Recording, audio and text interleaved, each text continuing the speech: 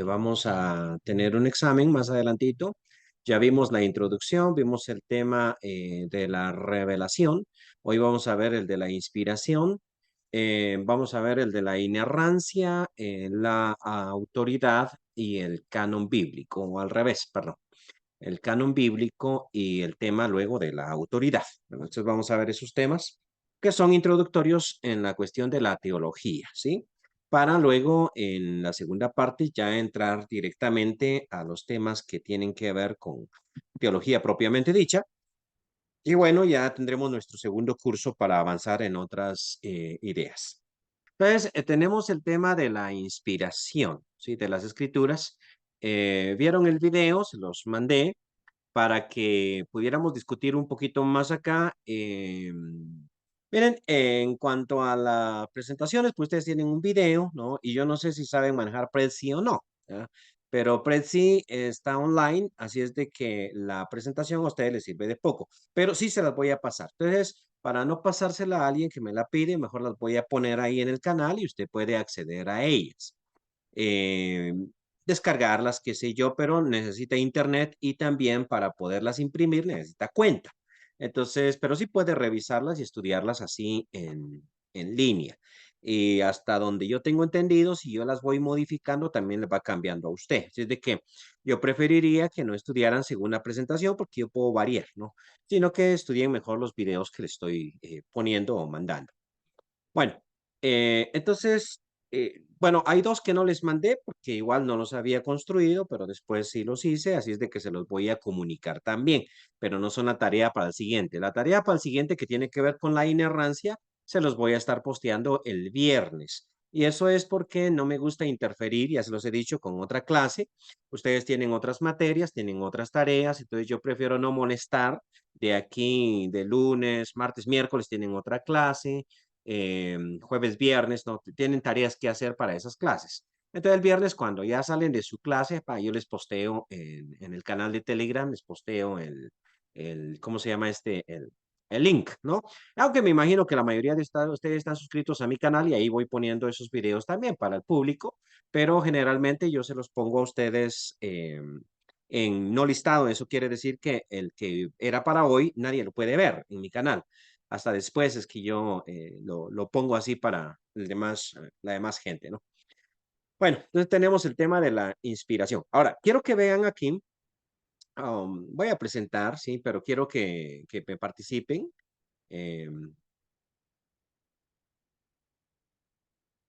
O sea, hasta donde puedan, pues no es participar por participar, pero sí me gusta que comenten, ¿no? Esta es la presentación que les había puesto, o mejor dicho, que en la que hice el video. Y bueno, tenemos el principio ahí de qué es inspiración, y esto va a ser importante, sí, para que lo entendamos.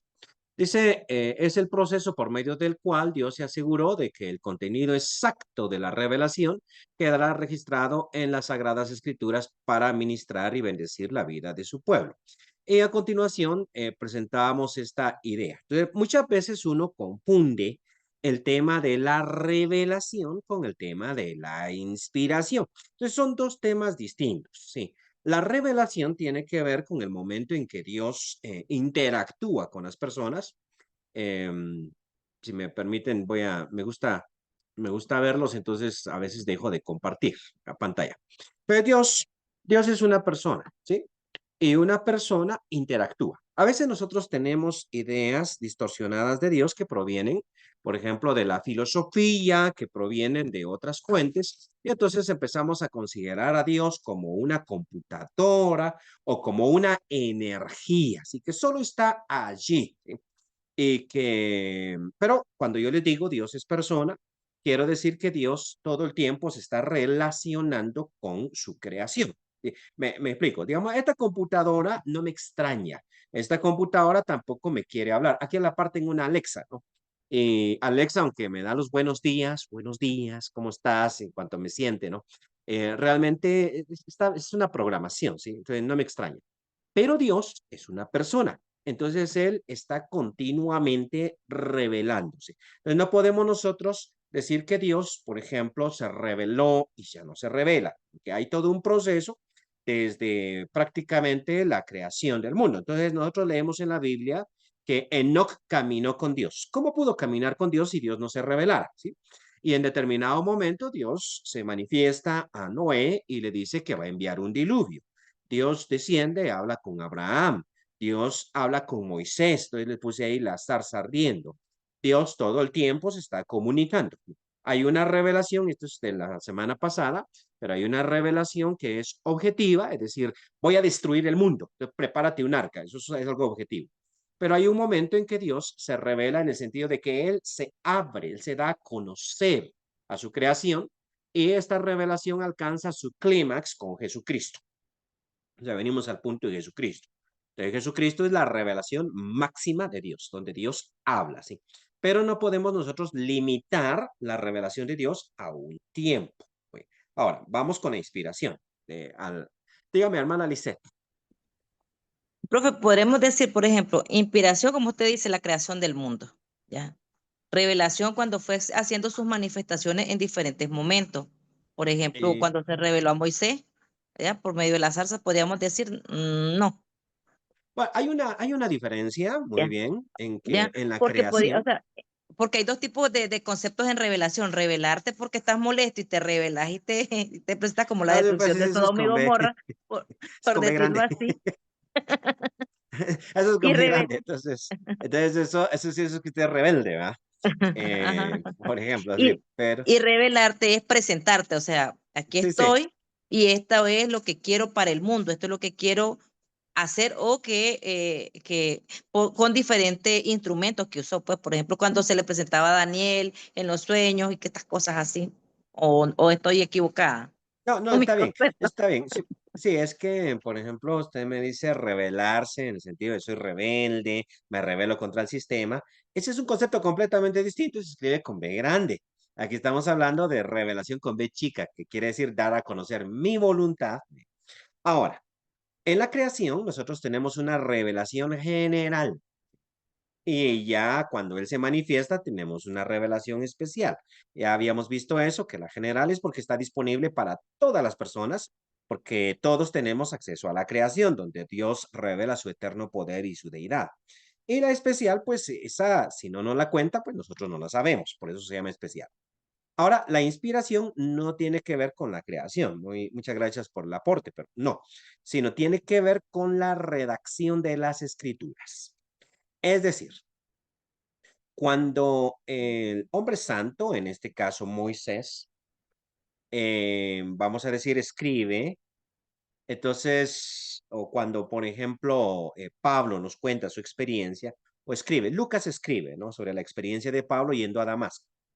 Entonces, cuando Lucas escribe eso, tiene una asistencia especial del Espíritu Santo para que lo que Lucas cuente allí sea fidedigno y exacto conforme a la revelación. Es decir, la inspiración tiene que ver con la Biblia. La revelación es mucho más grande que la Biblia. ¿Sí? Ahora, esto es un poquito extraño, ¿sí? Porque empezamos nosotros eh, a decir cosas, por ejemplo, en la iglesia y aquí donde vamos a ir contra algunas cuestiones que tal vez hemos tomado como verdad. Digamos, Dios se revela en las escrituras y no se puede revelar fuera de las escrituras. No tengo problema con eso, ¿sí? El primer problema es que estamos limitando a Dios, ¿no? Al contenido propio de la Biblia. Pero al mismo tiempo yo soy muy conservador y quiero mantener el rigor de la Biblia. Entonces, dejemos ese discurso un poquito, sí, porque para eso tenemos que entrar a un par de temitas más, que tiene que ver con la inerrancia, no, pero vamos a ver la inerrancia mientras tanto. Tiene que ver con el canon, sí. O sea, por ejemplo, yo creo que Dios es completamente libre para venir esta noche y decirme algo. Yo, yo no voy a, o sea, no voy a decirle a Dios lo que puede o lo que no puede hacer. Lo que pasa es que si usted me cuenta que el Señor le reveló una cosa anoche, yo no le voy a creer. Yo, ¿cómo le voy a creer? Soy un escéptico, ¿sí? Entonces, Dios deja unas escrituras que guían a su iglesia. Y la iglesia no se puede guiar por revelaciones específicas que se le apareció a fulano o que se le apareció a sultano. Sí, quiero que me entienda. Entonces, aquí me muevo en medio Por una parte, no quiero limitar a Dios, pero por otra parte, no le voy a creer a cualquiera que me sale con un montón de cosas. Hermano Raúl. ¿Cómo entonces interpretaríamos, por ejemplo, cuando Dios le habla a Enoc, ¿verdad? En el libro de Enoc, Ajá. ¿verdad? Y le dice, decirle esto a los ángeles caídos, ¿verdad? Sería no lo podríamos tomar como una inspiración, porque es palabra de Dios, ¿verdad? Se supone que es palabra de Dios. Sí, bueno, ¿qué le parece si le contesto a esa pregunta un poquitito después? Pero no hoy, sí, sino le voy a contestar cuando veamos el tema del canon. ¿Ya? ¿Por qué? Porque esto tiene que ver con canon, con la canonicidad. Para nosotros el libro de Enoch no es canónico, ya, no es canónico. Pero para la iglesia etíope sí es canónico. Entonces ahí vamos a discutir un poquito de eso, ¿sí? La iglesia católica no lo considera canónico. Y si usted me pregunta a mí, pues yo tampoco. O sea, yo soy conservador, no considero canónico el libro de Enoch. Sí lo he leído y me parece sumamente interesante, ¿no? Pero ahí hablamos eso cuando hablemos de canon, ¿sí? Me interesa que queden fijas otras ideas. ¿Qué ideas? Bueno, entonces quiero que en este momentito quiero que ustedes me entiendan la diferencia entre revelación, que es cuando Dios se manifiesta, e inspiración, que es cuando esa revelación queda escrita en un documento para la iglesia. ¿Sí? Entonces, porque muchas veces nosotros a la Biblia le llamamos revelación. No, la Biblia es el registro de la revelación. A ver si me explico. Para los luteranos, así es, los luteranos, yo no soy luterano. Para los luteranos, la Biblia es revelación, pero para mí no. Eh, Quiero explicarlo. Por ejemplo, un luterano, y esto es muy común dentro del mundo evangélico también, pero un luterano dice, mira, anoche estaba leyendo mi Biblia y cuando yo estaba leyendo la Biblia, de pronto Dios me habló al corazón y me dijo, o sea que Dios se revela a través de la Biblia. Yo no la manejo por allí, yo no creo eso, porque yo tiendo a no creer en lo que es subjetivo, ¿sí? Por ejemplo, quiero mostrar un ejemplo aquí. En nuestras reuniones, Jesucristo prometió estar. Donde dos o tres estén congregados en mi nombre, allí estaré yo. Listo. A veces yo siento esa presencia porque me animo, me inspiro, y a veces yo no siento esa presencia porque tengo algún problema. Es decir, llego con un problema económico, o qué tal que tuve que trabajar toda la noche, ¿no? Y el domingo voy a la reunión y estoy ahí que me duermo, que tengo un ojo cerrado, el otro abierto, peleando con el sueño, tomando café, tratando de conectarme, pero nunca me conecté. Entonces yo digo, no, hoy no sentí. Sí, pero tú no sentiste, pero la promesa es que Jesucristo iba a estar ahí presente. Tú no lo sentiste y es tu problema. Entonces no podemos nosotros, digamos, confundir lo que puede ser una emoción con lo que es revelación. Ya, eso son dos cosas distintas. Entonces, ¿qué es la escritura? El registro de la revelación. ¿Qué significa la doctrina de la inspiración? Que por fe nosotros creemos el Espíritu Santo obró para que el escritor sagrado dejara dentro de la Biblia el contenido exacto de esa revelación. Pero eso es el tema de la inspiración. Entonces Dios se revela en la historia de los hombres santos. Y eso lo vemos nosotros mucho en las escrituras, cada vez que Dios habla a un profeta, habla a otro profeta, ya, cada vez que está sucediendo eso, Dios está revelando, pero luego quedan las escrituras que precisamente son el registro escrito de esa revelación para que eso quedara para las futuras generaciones, es decir, para nosotros. Entonces proponemos aquí tres momentos. El de canonización, todavía no lo vamos a verlo después. Ahora, ¿cómo se da este proceso de la inspiración? Aquí hay 5 teorías que quiero tocar y prácticamente me voy a llevar la clase tocando estas teorías. Ustedes tienen el video que toca todo el contenido, ¿sí? Así de que no importa si aquí terminamos o no, ustedes son responsables del resto.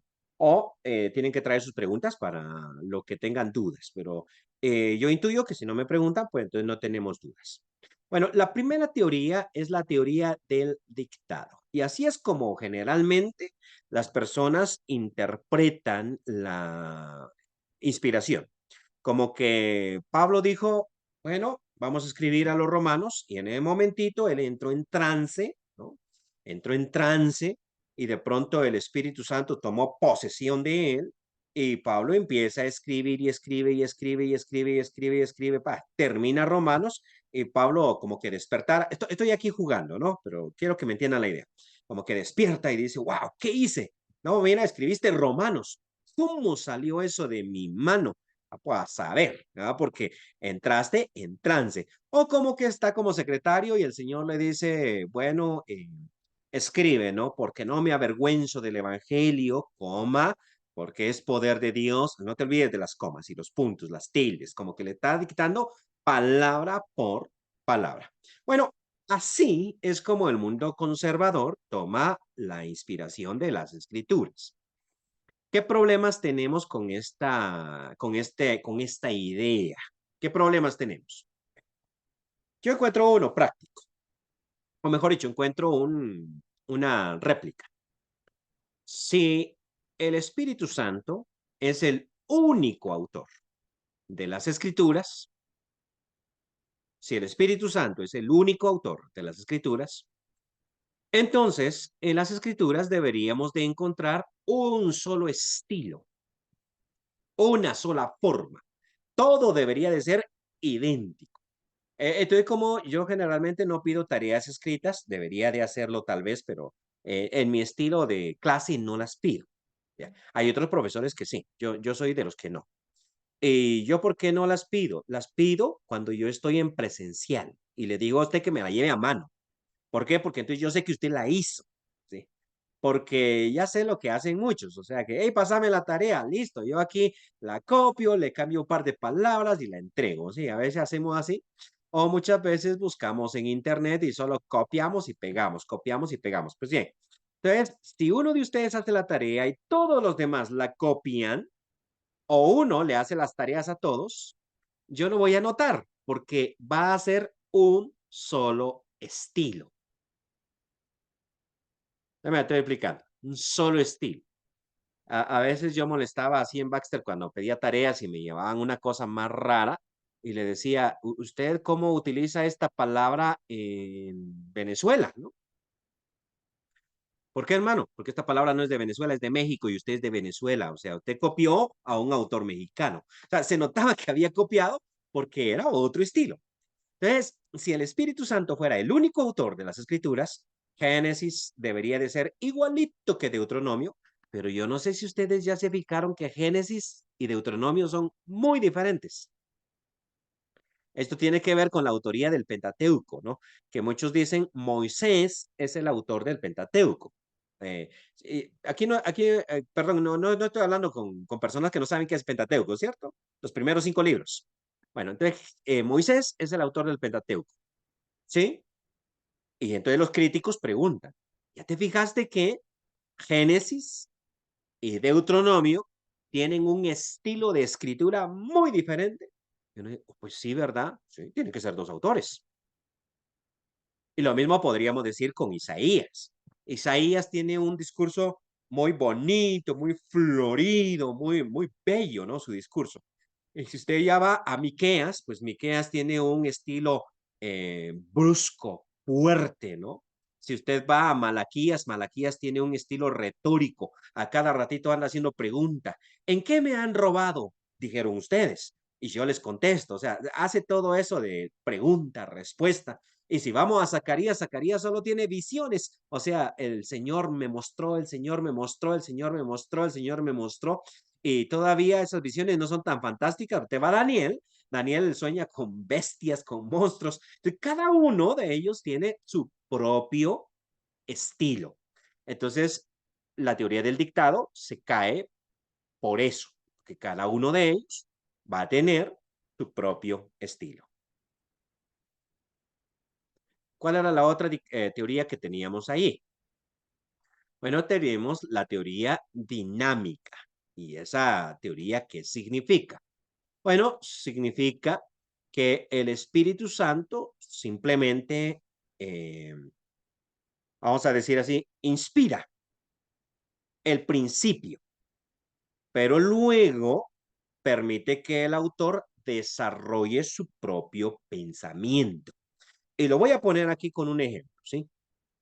Yo sé que en nuestra comunidad nosotros tenemos predicadores que son muy buenos. O sea, que usted dice, qué bonito predica. Agarremos a dos predicadores que sean muy buenos. ¿Sí? Yo pienso que yo soy más maestro que predicador, pero agarremos a dos predicadores buenos. Que usted diga, estos son buenísimos. Muy bien. Que nos vengan a predicar. Listo. A una actividad que tenemos. Listo. Vamos a darle el mismo pasaje bíblico para que armen su discurso. Yo sé que esto no lo hacemos, generalmente les planificamos, los dividimos, ¿no? Pero el mismo pasaje bíblico, Romanos, por ejemplo, capítulo 1, versículo 16 y 17, ese pasaje, arme su predicación a partir de ahí. Ah, listo. Ahora vamos a suponer que estos dos predicadores, que son muy buenos, arman dos discursos que son, pero buenísimos. Usted dice, qué nivel, qué perfección, pero no son iguales, son distintos. Ahora, ¿por qué son distintos? Porque el concepto de la revelación, es decir, el texto que le dimos, es el mismo, pero cada uno de ellos utilizó su propia habilidad, o sea, utilizó su propia lógica, sus propios ejemplos, su propia experiencia y crearon dos discursos que son muy buenos. Entonces tenemos en el siglo VIII el gobierno de Jeroboam. Muy bien. La gente de Israel era sumamente pecadora, ¿no? En esa época y había mucha injusticia social. Listo. Y el Señor levanta a dos profetas en el mismo lugar y en el mismo tiempo.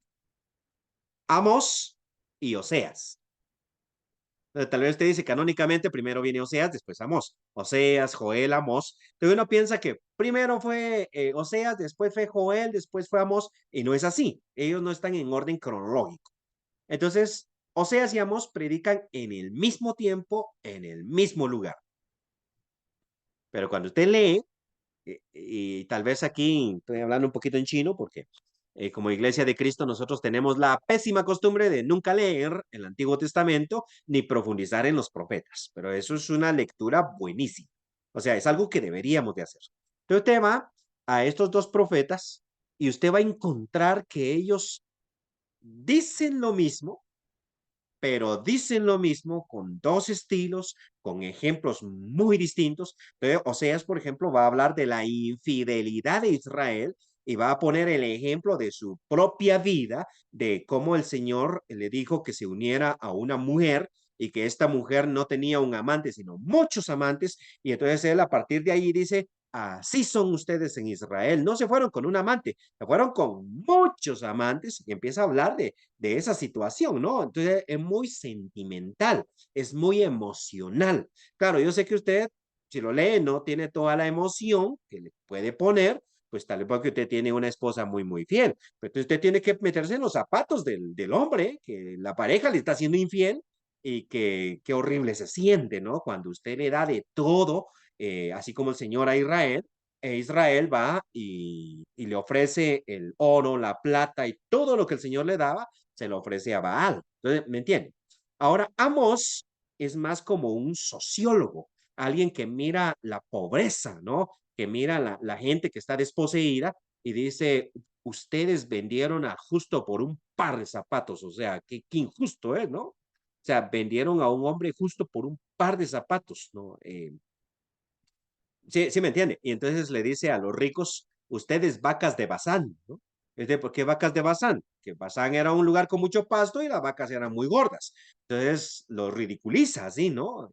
Hay de los que compran una casa y otra casa y otra casa, que acaso pueden vivir en todas las casas, ¿no?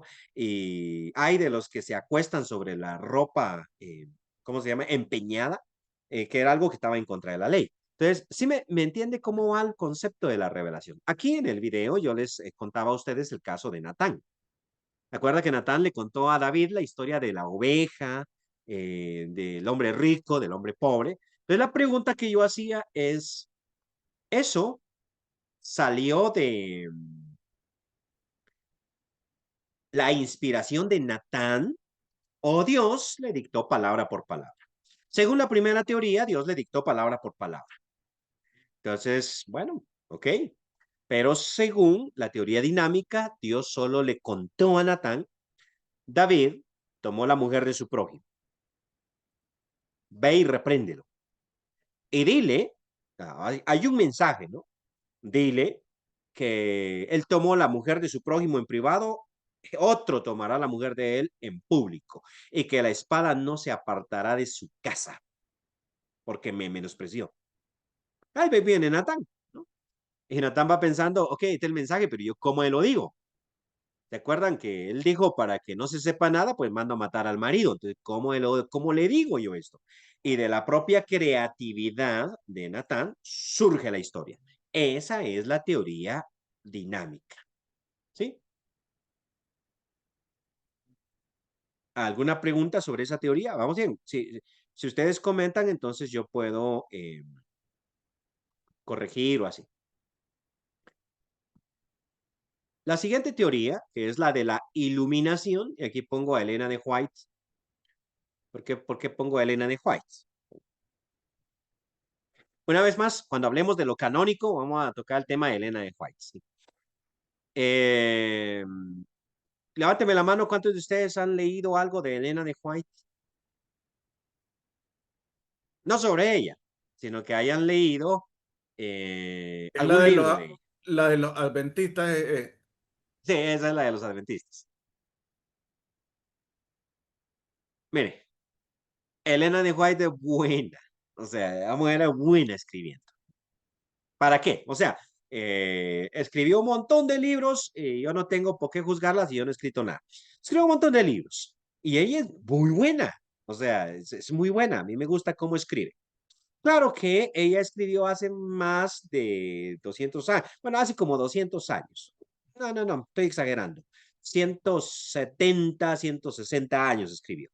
Así es que lo que ella escribió, pues nosotros ya lo superamos mucho. O sea, tampoco es que es tan genial. Pero si yo la comparo con Martín Lutero, ¿no? Elena de White es superior. O sea, escribe mejor. Entonces, es muy buena escritora. Listo. Pero, ¿está inspirada por Dios? Bueno, los adventistas van a decir que sí. Y yo voy a decir que no. A ver, explíquese. No, porque es que la inspiración es que el Espíritu Santo viene y luego lo que comunica tiene un poder especial, como la Biblia.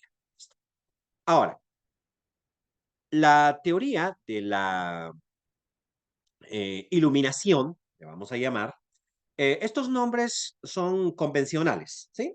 Si usted dice, ¿de dónde salieron? Bueno, así se conocen esas teorías. Y hay un momentito en que yo mismo le pongo un nombre, así es de que tampoco le ponga a usted mucho cuidado, como para clasificarla, porque a uno le queda mejor si uno logra clasificar las ideas. Bueno, entonces, esta teoría, ¿dónde está? De la iluminación, ¿sí? Quiere decir que a ciertas personas Dios les da un poder especial para escribir. Muy bien. Como decíamos, Pablo, bueno, es que déjeme contarles algo extra aquí. Cuando yo leo, por ejemplo, a Agustín de Hipona, que dicen los filósofos que es una de las 10 mentes más brillantes de todos los tiempos, o cuando yo leo a Juan Calvino, Institución de la Religión Cristiana de Juan Calvino, cuando yo leo a ellos dos, a mí me parecen muy buenos escritores, juzgados en su tiempo, muy buenos. Pero cuando yo leo al apóstol Pablo, definitivamente miro que hay una superioridad. O sea, esto es personalmente. Yo miro en el apóstol Pablo un intelecto, una superioridad, un documento que vale más la pena. Entonces, la teoría de la iluminación es que, digamos, Dios a Pablo le dio una capacidad mucho más grande para entender ciertos conceptos, ¿no? Y que eso es la inspiración. Por eso le puse ahí, es un Einstein de la teología. Así como Einstein fue Einstein de la física, pues Pablo fue Einstein de la teología. Tengo un problema con ese tipo de idea. ¿Sí? ¿Cuál es el problema? Bueno, el problema ya va a venir con el canon. ¿Por qué no tenemos dentro del canon también, por ejemplo, a Martín Lutero? ¿Por qué no tenemos a Juan Calvino? ¿Por qué no tenemos a John Wesley? ¿Por qué no tenemos al chino Watchman Nee? ¿Por qué no tenemos a Elena de White? ¿Por qué no tenemos dentro también a Sor Juana Inés de la Cruz? ¿No? ¿Por qué no tenemos a toda esa gente, no? Que en determinado momento escribió. Bueno, el problema que tenemos ahí es el problema de la falibilidad. Y más adelante vamos a ver el tema de la inerrancia. Entonces vamos a entender un poquito más. Einstein o Newton, hablemos de Newton, los que saben de física.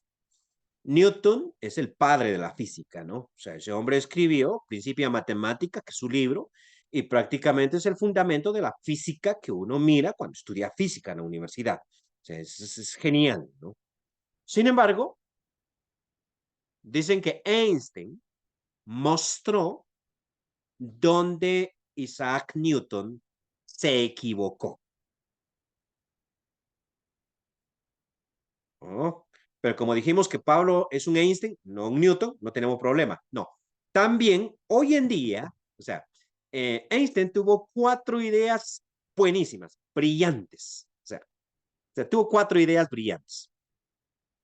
Escribió 4 ensayos y esos ensayos se consideran verdad hoy en día. Pero escribió otro montón de cosas que hoy en día nosotros decimos, no, hombre, eso sí fue un error, ¿no? Hoy, por ejemplo, se habla de la mecánica cuántica, ¿no? Y no quiero meterme a rollos de física, ¿no? Pero se habla de la mecánica cuántica. ¿Y qué dijo Einstein de la mecánica cuántica? Que hoy en día es considerada, es más, hasta se han hecho computadoras cuánticas, pues, o sea, eso es comprobado. Pero Einstein dijo que eso era una locura, o sea, porque no le cabía a la mente, entonces dijo que era una locura. O sea, se equivocó.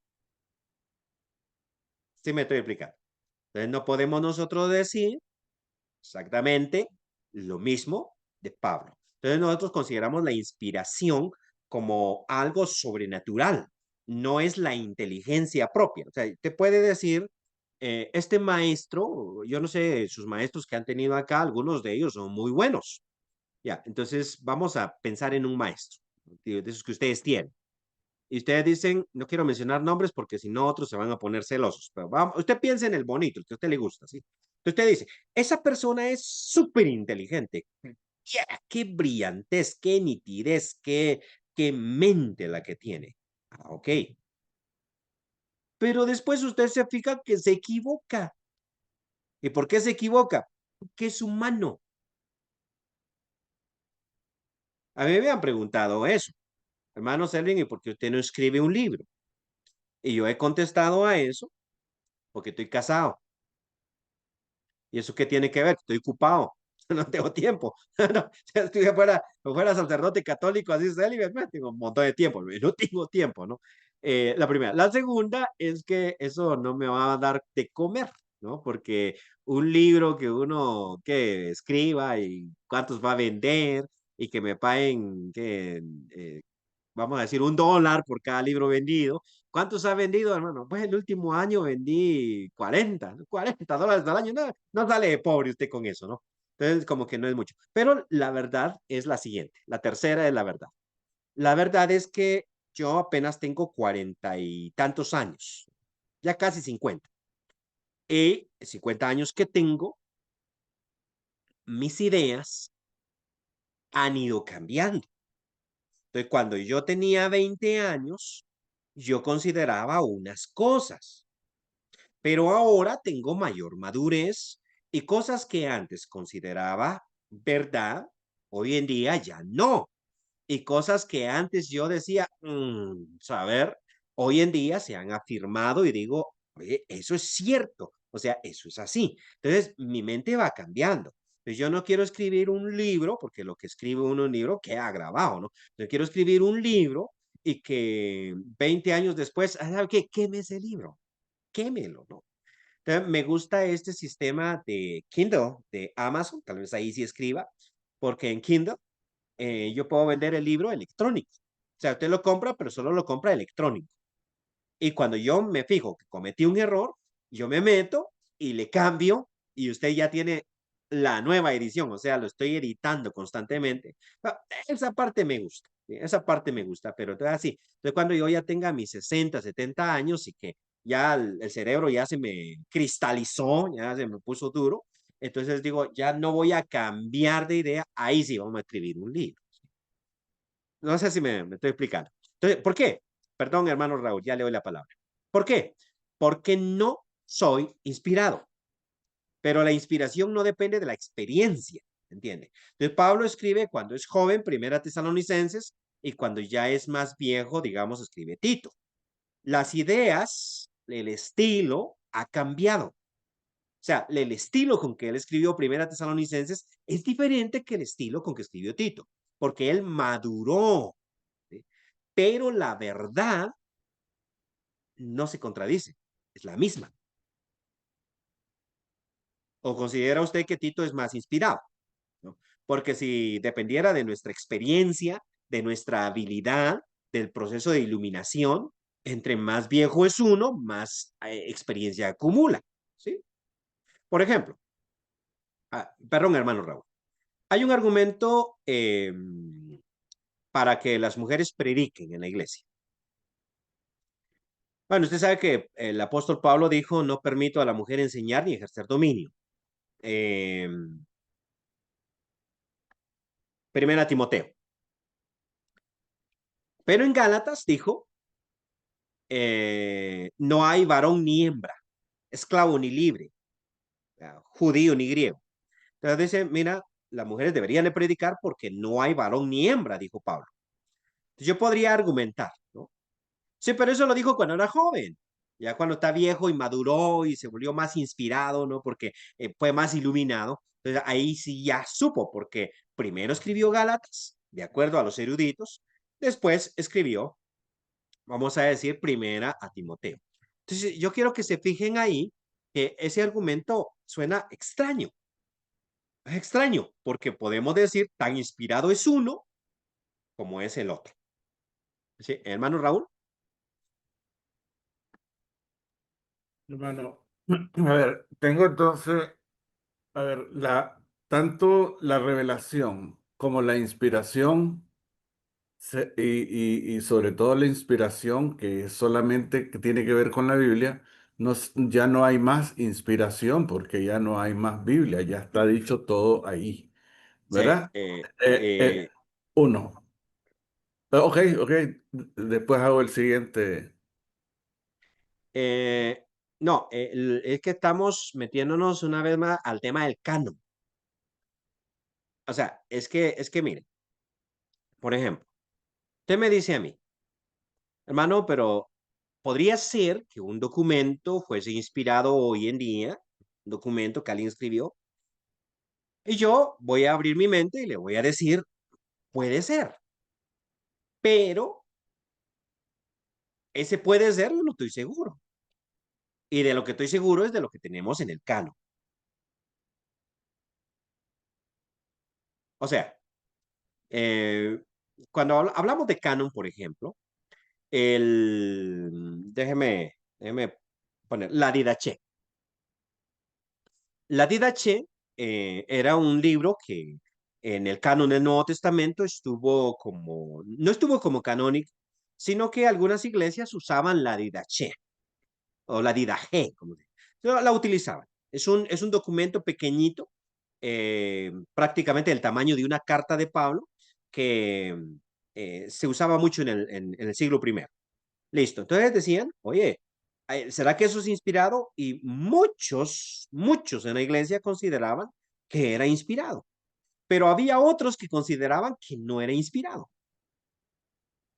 Entonces, no estamos seguros, porque unos decían sí y otros decían no. ¿Sí? Me explico. Ahora, cuando ya se arma el canon, y el canon quiere decir los 27 libros del Nuevo Testamento, en ese momentito Si había dudas sobre un documento, simplemente no quedaba. Entonces, por ejemplo, el caso de la Didache no quedó dentro del canon. Yo la he leído, incluso la leí en griego porque hice mis traducciones del griego al español en la Didache. La leí en griego, ¿no? Y a mí me gustó. O sea, hay muchas cosas ahí que a mí me gustaron y un par que he metido en alguna predicación. O sea, hay un par de ejemplos ahí que en determinado momento yo dije, cuando estaba predicando, hey, les voy a citar la Didache. Dije, la Didache dice tal cosa, pero en ese momentito todos los hermanos me miran ahí como raro. Espere, mi hermano, ¿y de qué está citando, no? ¿De qué está hablando usted? Y tienen razón, ¿no? Porque si la Didache está inspirada o algunas partes están inspiradas de ella y otras no, nosotros no tenemos la capacidad para saberlo. Entonces, ante la duda, eliminamos y dejamos en el canon solo aquello que la iglesia consideró, y cuando hablo de la iglesia, pues no estoy hablando de un concilio, sino estoy hablando de la iglesia universal. Consideró que debería estar, ¿no? Dentro de los escritos sagrados, de los que estamos seguros. Entonces, si el Espíritu Santo inspiró, por ejemplo, a Alexander Campbell, ¿no? O a Barton Stone, que son íconos de la Iglesia de Cristo, si los inspiró o no, yo no sé, pero como no estoy seguro, no meto sus escritos dentro del listado del canon. Ahora sí, hermano Raúl, la siguiente pregunta, luego dejo a Lisette. También el caso de Jeremías, Ajá, ¿verdad? Dice que Jeremías, desde pequeño, Dios lo crió, ¿no? Prácticamente, lo iluminó, y después le dice, escribí. Y él contrata al escriba y a le Baruch. dicta a Baruch, sí, y le dicta y le va diciendo, escribí esto. O sea, era la revelación que él había tenido, él la traslada y entonces hay revelación y hay inspiración por la forma de redacción.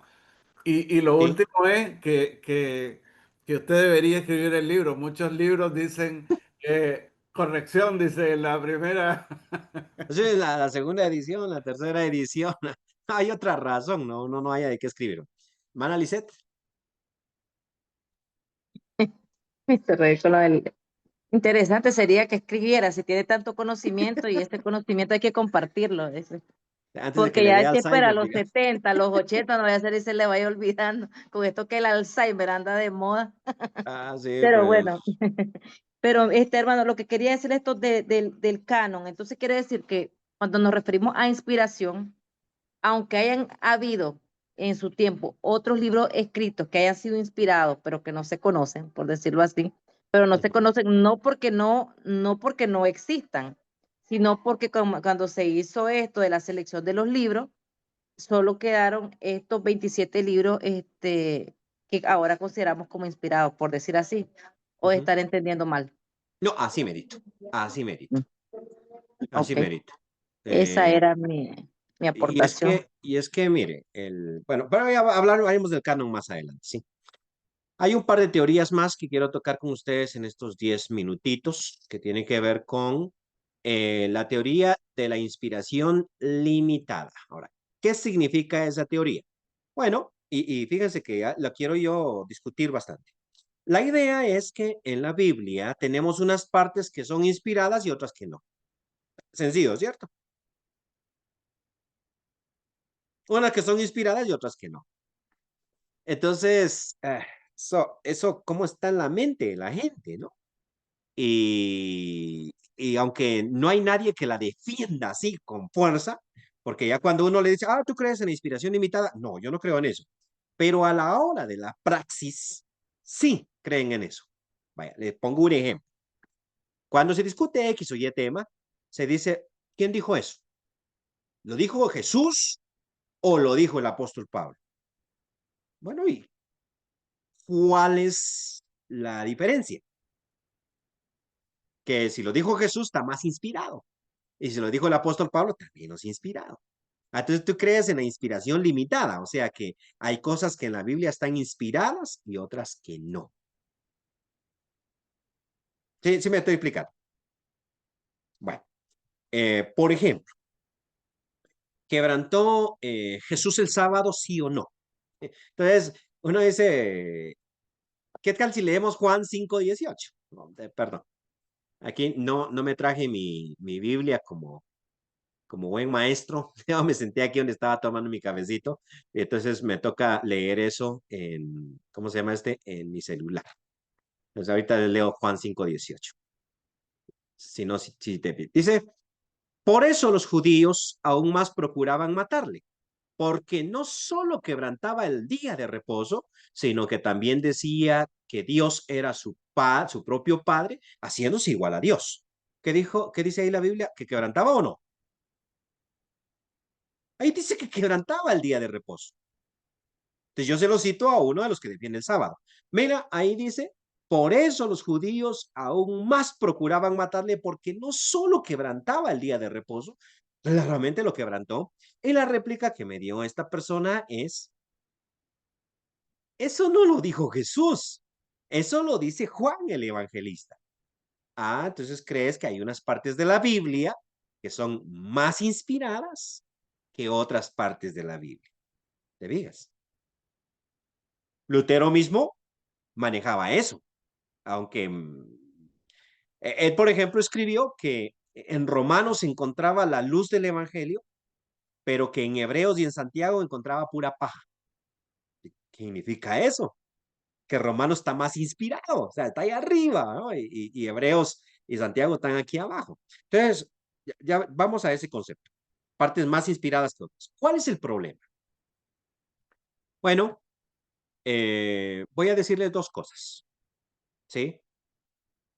Número uno, yo lo que tengo en la vista es miopía, no astigmatismo. Y número dos, hoy me comí un pastel y una tacita de café, me tomé una tacita de café y un trocito de pastel antes de dar la clase. Muy bien. Les dije un par de verdades y les dije un par de mentiras. ¿Pueden ustedes, sin error, distinguir cuáles fueron las verdades y cuáles fueron las mentiras?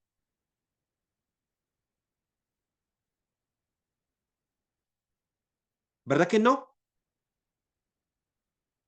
A no ser que usted sepa más de mí que yo mismo. Es decir, si por ejemplo aquí a la parte hubiera mi esposa, entonces sí sabes cuáles fueron las verdades y las mentiras. Sí, porque estuvo conmigo todo el día. Entonces, eso significa que ella sabe que si realmente me tomé el café y realmente me comí el pastel. O sea, ella sabe eso. Y como ella conoce la graduación de mis lentes, porque con ella los fui a hacer, entonces también sabe si estos lentes es cierto que tienen miopía y no tienen graduación de astigmatismo. Entonces podría conocer eso. Aquí voy. Si la Biblia tiene unas partes inspiradas y otras no, ¿cómo le vamos a hacer para saber cuáles son las partes inspiradas y cuáles no? Usted dice, bueno, lo que Jesús dijo. Hay 4 evangelios. ¿Cuál es más inspirado? ¿Mateo es más inspirado o Marcos o Lucas o Juan? ¿Cuál es más inspirado? Y esta es la estupidez que cometen muchos maestros. Perdón si paso trayendo a alguien, ¿no? Digo, de sus maestros, ¿no? Porque, por ejemplo, los eruditos nos han dicho a nosotros, y yo creo que con cierta certeza, que Marcos fue el primer evangelio y que luego Mateo utilizó a Marcos para hacer su relato y le puso otras cositas, ¿no? Entonces, basados en eso, estos eruditos solo predican de Marcos porque creen que Marcos es mejor. Y cuando yo les pregunto, oye, ¿por qué siempre predica de Marcos? ¿Por qué no predica de otra cosa? Me dicen, porque Marcos escribió primero. Ajá, le digo yo, y Mateo lo mejoró. Y a mí me gusta Mateo, entonces digo, Mateo lo mejoró. Error, si Marcos es inspirado, Mateo no puede mejorarlo. Pero si Mateo es inspirado, ¿qué importa si Marcos escribió primero? Son igual de inspirados los dos. ¿Sí me estoy explicando en este principio? Bueno, ¿Cómo hacemos nosotros para conocerlo? Tendríamos que tener nosotros revelación de Dios para saber cuál es más inspirado y cuál es menos inspirado. Tiene que tener revelación de Dios. Pero ahora voy al otro concepto. Si yo tengo revelación de Dios, ¿para qué me sirve a mí la Biblia?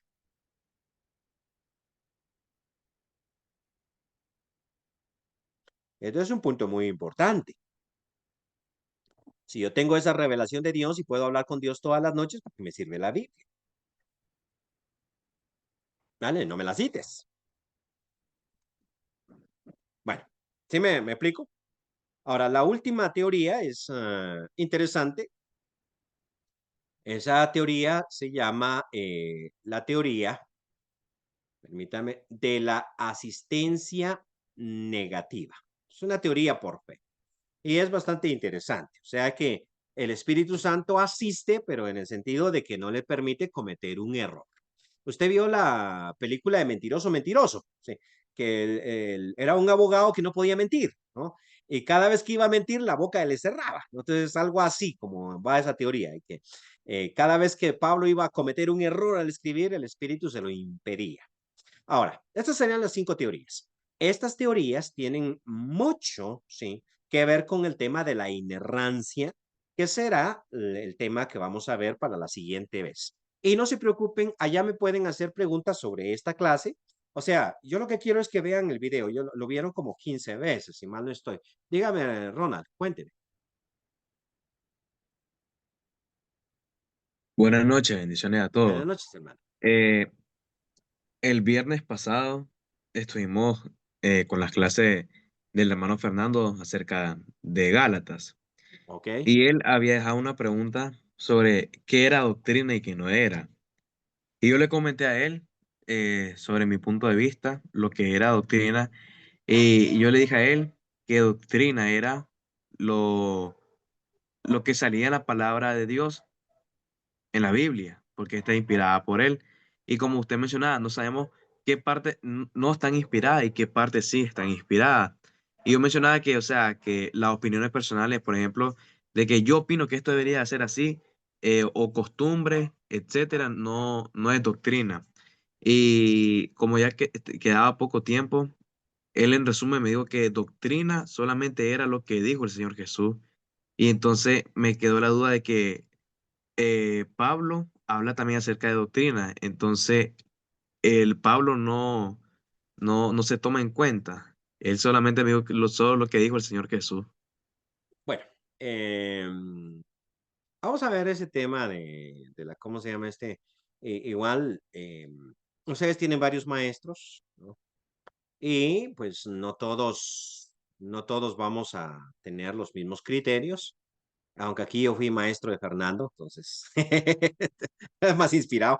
Ok, entonces no vamos a tener los mismos criterios, pero es algo positivo que ustedes saquen su propio criterio, ¿no? Y yo siempre he dicho eso, a mí me gusta exponer, pero no me gusta imponer. Entonces yo nunca impongo mi criterio. Yo aquí pues les impongo porque ustedes tienen que hacer un examen, ¿sí? Pero luego usted me invita a una tacita de café y me dice, hermano, yo no creo exactamente como usted, perfecto, yo no tengo ningún problema. Con tal y usted tenga una lógica, o sea, con tal y usted sí le haya dado raciocinio, ¿no? Y hasta puede que yo le pregunte, pero ¿por qué piensa usted eso, no? Y hasta puede que usted me convenza, o sea, porque en eso, en la multitud de los consejeros está la sabiduría. Entonces, muy bien, es cuando los profesores que ustedes tienen no tienen todos el mismo criterio, el mismo corte, porque ustedes aprenden, ¿sí? Cuando tienen el mismo corte se polarizan y entonces uno dice, esto es la verdad y no puedo pensar más allá de eso, ¿sí? Ok. Ahora, eh, ese sería el tema ya de exégesis. Hemos visto una clase, pero exégesis muy amplia, ¿sí? Y cuando entramos a exégesis, yo le voy a decir que Gálatas tiene, creo que 160 y no sé cuántos versículos, pero no todos los versículos son doctrina. No todos. Hay algunos aspectos que son doctrinales, otros que no. Por ejemplo, Timoteo, tráeme el capote que dejé en Troas. Eso no es doctrina. Eso es una cosa que él dijo, ¿no? Eso no es doctrina. No todo lo que está en el Nuevo Testamento es doctrina. Entonces uno tiene que aprender a extraer la doctrina. Ahora yo no sé lo que él dijo o quiso decir, porque a veces uno dice una cosa, pero lo que quiso decir es otra cosa. Pero no voy a compartir que lo que Jesús dijo es la doctrina y lo que los apóstoles dijeron, esa ya no es doctrina. No voy a compartir eso. Voy a creer que todos los apóstoles y todos los escritos del Nuevo Testamento tienen contenido doctrinal, ¿sí? Entonces, hay un momentito, por ejemplo, en que el apóstol Pablo regula las cuestiones del matrimonio, 1 Corintios capítulo 7. Y entonces él dice, esto no lo dijo el Señor, lo digo yo. Entonces las personas piensan, esto quiere decir que Pablo aquí está diciendo, esto no es inspirado. No. Lo que Pablo está diciendo es que cuando el Señor Jesús estuvo vivo, él dio enseñanzas, pero las enseñanzas que Jesús dio cuando estuvo vivo tenían que ver con los judíos, con el contexto del judaísmo. Ahora, cuando Pablo ya predica a los corintios, entramos a otro contexto.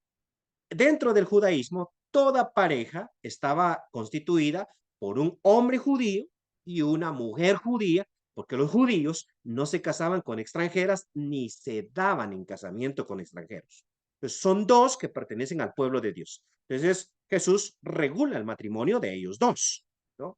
La mujer no se abandone al marido, ni el marido se separe de la mujer. O sea, esto está claro. Pero Pablo entra a un contexto muy distinto, donde hay una mujer que se convirtió a Cristo, pero su esposo es incrédulo, es mundano, es pagano, adora ídolos, pues, adora a Zeus, Afrodita y todo eso. Entonces hay un momentito donde la mujer dice, yo ya no me voy a dejar tocar, no voy a tener relaciones sexuales con mi marido, porque fíjate que él es un idólatra, ¿no? O sea, allá estuvo rindiéndole culto a Zeus y después viene y me va a contaminar. Entonces, Pablo tiene que regular algo que Jesús no reguló por las limitaciones que tenía. Y por eso es que es importante el escrito de Pablo. Entonces, cuando Pablo dice, esto no lo digo yo, esto lo dijo el Señor. Mire, el Señor dio esta instrucción, esta instrucción, esta instrucción cuando estaba vivo. Ahora, como el Señor no tenía este contexto, esto no lo dijo el Señor, esto lo digo yo. Y cuando él termina diciendo, y yo creo que tengo el espíritu de Jesús, lo que él está diciendo es, mis enseñanzas están en total coherencia con las enseñanzas de Jesús. Por lo tanto, también inspiradas. Sí, me explico en cuanto a eso, ¿verdad? Entonces Jesús, mucho de lo que Jesús dijo estaba dentro de su contexto. Por ejemplo, Mateo capítulo 18, si no te oye a ti, búscate uno y dos, si no los oye a ellos, dilo a la iglesia, si no oye a la iglesia, tenlo por gentil y publicano. Listo. ¿Dónde quedaron los ancianos de la iglesia en todo ese proceso de disciplina?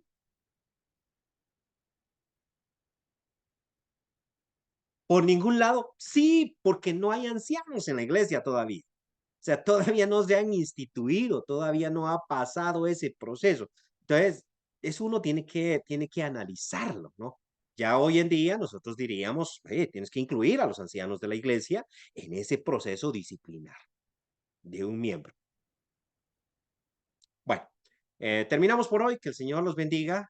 Nos vemos la próxima semana, si así lo permite el Señor.